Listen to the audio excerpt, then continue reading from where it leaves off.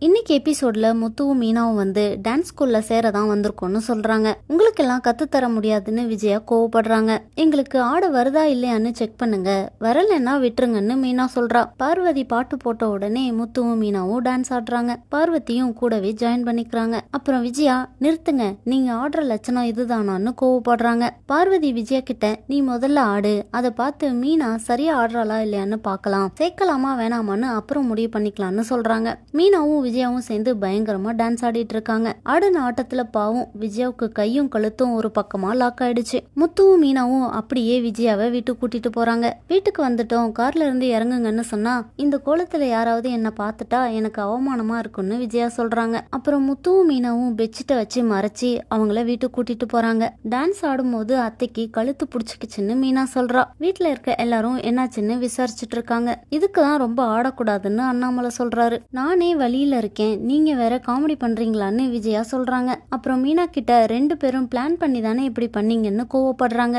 பார்வதியும் சுளுக்கு எடுக்கிறவங்கள வீட்டுக்கு கூட்டிட்டு வந்துட்டாங்க. நீவி விடுறதுக்காக விஜயாவை ரூம்க்கு கூட்டிட்டு போறாங்க. நீவி விட்டு விஜயாவோட கையை மட்டும் சரி பண்ணிட்டாங்க. கழுத்து சரியாக ஒரு நாள் ஆகும்னு சொல்றாங்க. அண்ணாமலை விஜயா கிட்ட, இன்னும் கொஞ்ச நாளைக்கு பரதநாட்டியம் கதகளி எல்லாம் ஆடாதன்னு சொல்றாரு. விஜயா மீனாவை கூப்பிட்டு, இப்போ உனக்கு சந்தோஷம் தானே, ஆடக்கூடாதுன்னு தானே என்னை இப்படி உட்கார வச்சுட்டேன்னு கோவப்படுறாங்க. என்ன நடக்க போகுதுன்னு நாளைக்கு எபிசோட்ல பார்க்கலாம்.